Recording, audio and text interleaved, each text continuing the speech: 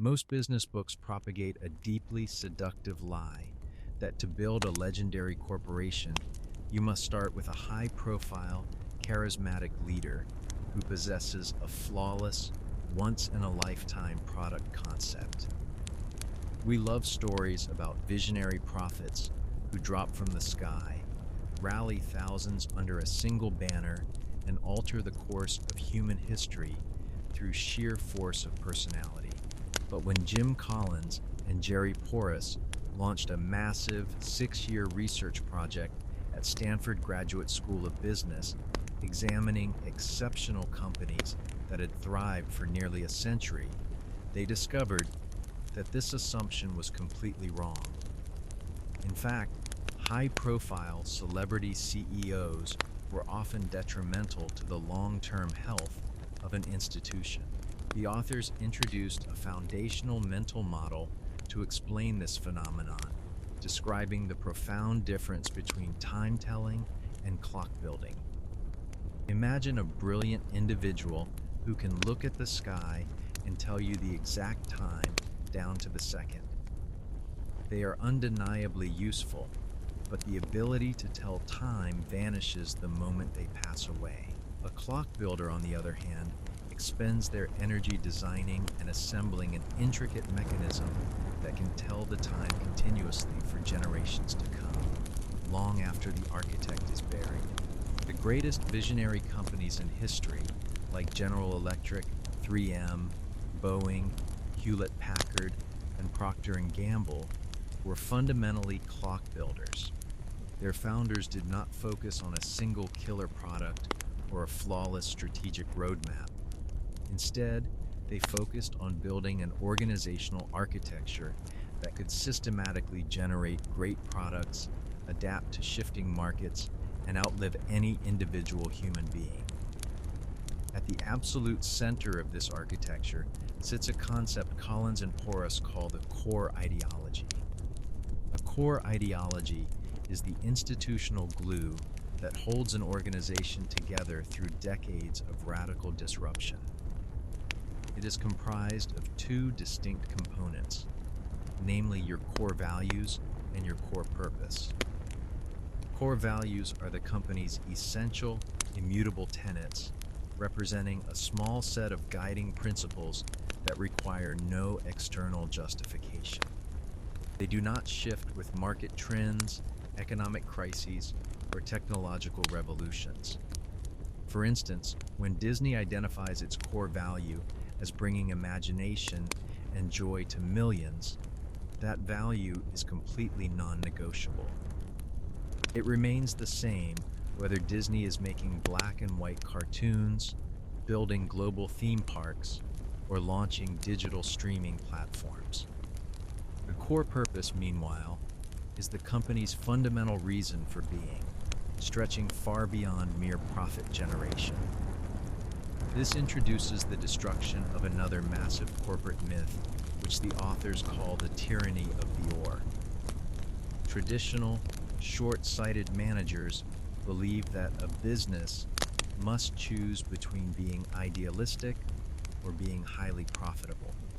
They think it must focus on deep corporate social responsibility or naked shareholder return. Visionary companies completely reject this false choice, replacing it with the genius of the and. They embrace both extremes simultaneously. They are fiercely driven by a profound, non-monetary purpose, yet they simultaneously achieve legendary financial profits. They understand that while profit is a necessary condition for existence, just as breathing is a necessary condition for human life, it is not the sole purpose of living. By anchoring themselves to a timeless core ideology while remaining aggressively fluid in their daily operations, clock builders construct empires built to withstand the chaotic test of time. A timeless core ideology is incredibly powerful, but if it is left entirely on its own, it can lead to dangerous stagnation. A company can become so deeply comfortable with its values that it falls asleep at the wheel, content to repeat past successes until a nimbler competitor completely disrupts the marketplace. To prevent this intellectual rot, visionary organizations deploy an aggressive, highly dynamic tool that Collins and Porras coined the Big Hairy Audacious Goal, commonly known as a BHAG. A true BHAG is not your standard run-of-the-mill corporate milestone. It is not a polite, conservative 5% increase in quarterly market share, nor is it a dry, uninspiring bureaucratic mission statement designed by a committee of risk-averse managers. A genuine BHAG is a massive, clear, and highly compelling mountain peak that is immediately understandable to everyone within the organization.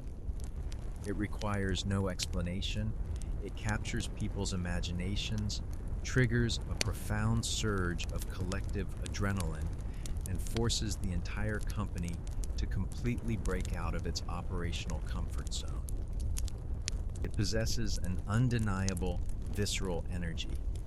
When a company sets a BHAG, there is a distinct realization that failure is a very real possibility, requiring an all-consuming effort from every single layer of the workforce. Consider the historical example of NASA during the early 1960s. President John F. Kennedy did not issue a vague, uninspired directive to improve space exploration capabilities through strategic public-private partnerships. Instead, he laid down a magnificent, razor-sharp goal to land a man on the moon and return him safely to the Earth before the decade was out. It was big, it was incredibly hairy, it was wildly audacious, and it completely revolutionized the entire technological landscape of the nation. An ordinary goal talks about a minor percentage increase through process optimization, but a visionary goal aims to democratize the automobile so that every single working family can own one, just as Henry Ford did in the early years of the 20th century. Collins and Porras identify several ways companies use these goals to catalyze forward progress. Some organizations focus on target goals, which establish a clear, quantitative finish line like hitting a massive revenue milestone by a specific date. Others choose a common enemy goal, which rallies the entire workforce to crush a dominant competitor, such as Nike's early, explicit obsession to completely obliterate Adidas. There are also role model goals, where a company aims to emulate the characteristics of a legendary business in an entirely different industry, or internal transformation goals, which are used to fundamentally reinvent a massive organization from the inside out. The critical, defining characteristic of a visionary goal is that it exists entirely outside the current capabilities of the organization. If a company knows exactly how to achieve a goal when they first set it, it cannot be considered a true BHAG.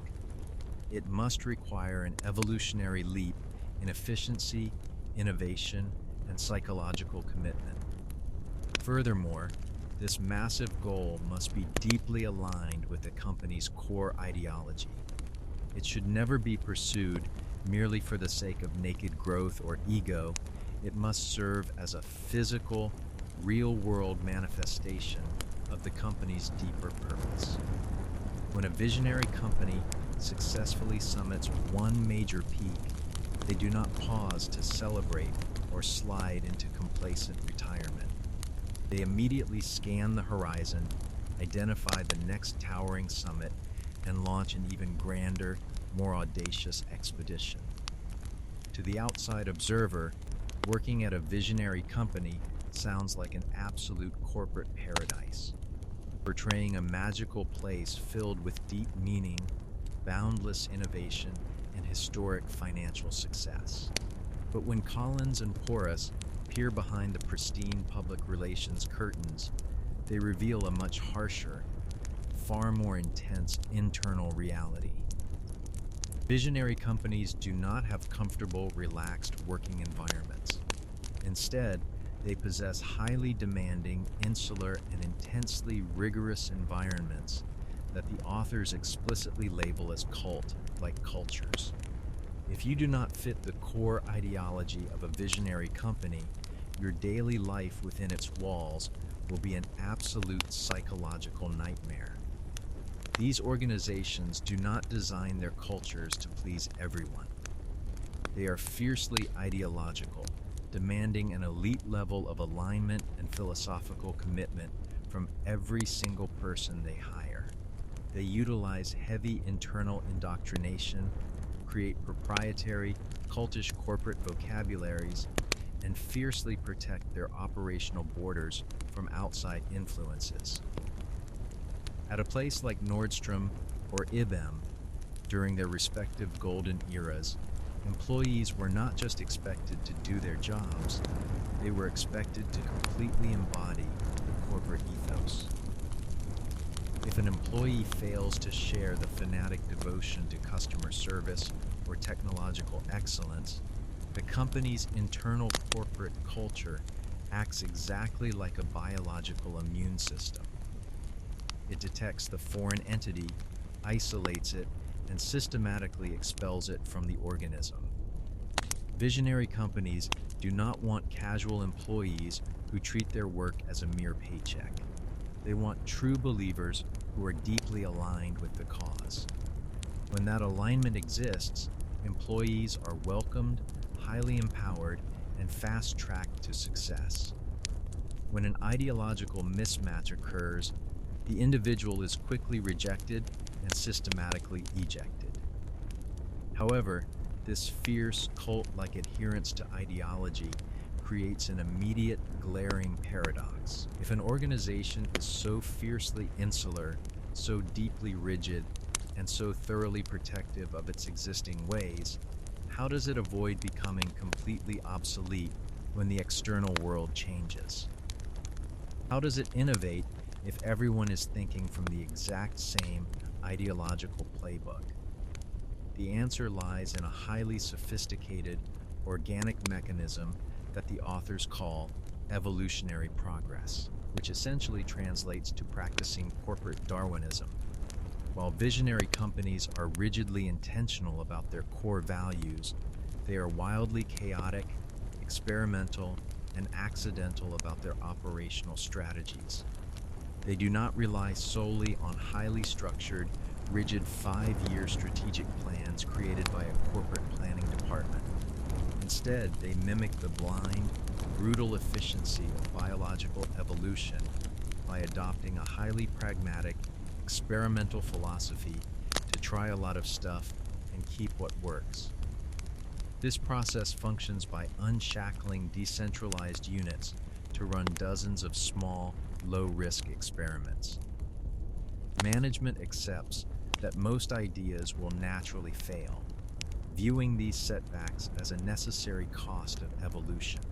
They closely watch the market to identify the accidental mutations that show real traction and profit, and then they aggressively pour resources into scaling those successful mutations into major corporate divisions. Look at the history of 3M. It did not become a global innovation powerhouse because a brilliant executive had a master plan to dominate the adhesive market. It happened because an employee accidentally created a weak, seemingly useless adhesive that wouldn't stick permanently.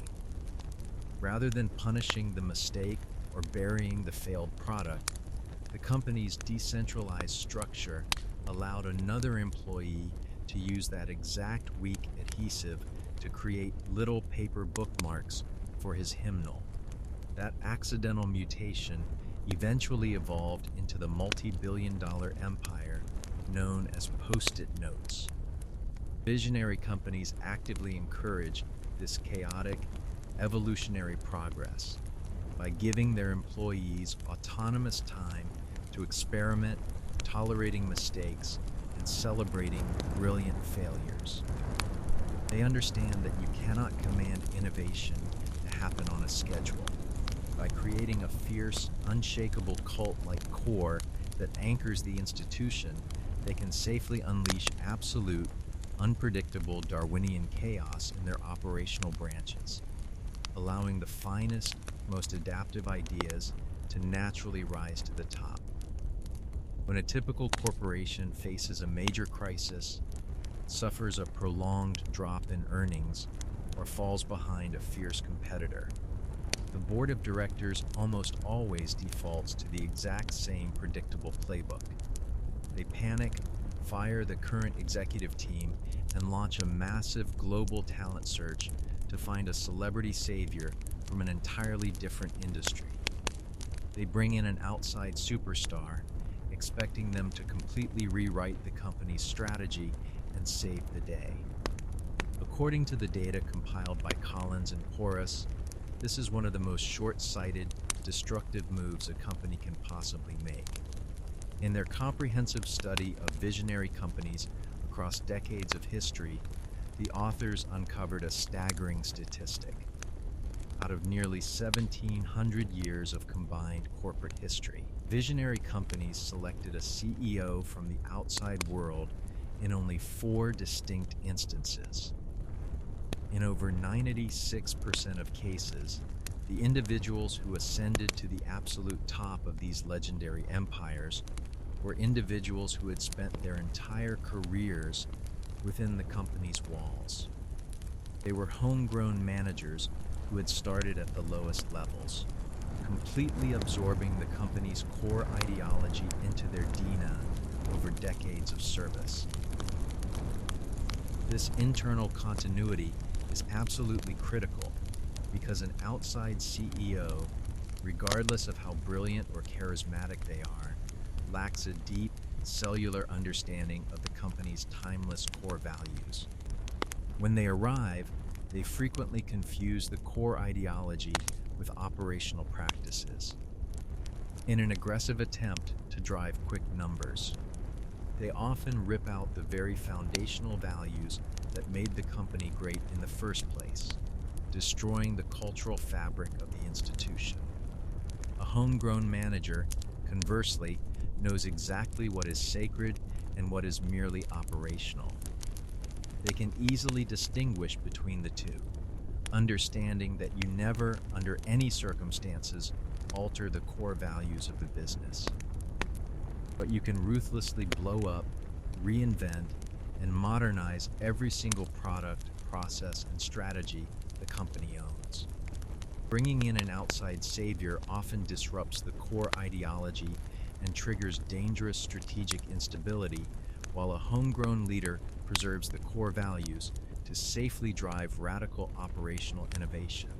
This brings us to the ultimate grand unifying theme of the entire Stanford study, which is the master concept that underpins every single finding in the book, defined as the balance between preserving the core and stimulating progress.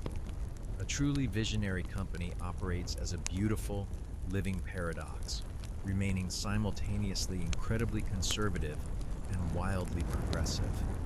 It fixes its eyes on a timeless, unmoving North Star, yet it remains completely fluid, adaptive, and revolutionary in its movements. The core ideology provides the necessary psychological safety, stability, and deep meaning that allows human beings to tolerate the terrifying chaos of relentless change. Because the employees know exactly who they are and what they stand for. They are completely unafraid to kill their own products, disrupt their own business models, and aggressively pursue terrifyingly bold goals. Failing companies consistently get this balance completely backwards. They are stubborn, rigid, and unyielding about their operational practices, refusing to alter their outdated products or adapt to shifting consumer behaviors, while simultaneously letting their core ideological values rot away for the sake of short-term financial gain. They preserve their operational inefficiencies while destroying their souls. To build an organization that can endure for a century, you must become an expert clock builder. You must anchor your institution to a non-negotiable, profoundly human core purpose. You must weed out those who do not share your fanatic devotion, and you must design a system that aggressively rewards bold experimentation, evolutionary mutations, and internal talent development. True corporate longevity is not a game of defensive risk management. It is a relentless, endless journey of protecting your sacred fire while burning down everything else that stands in the way of your progress.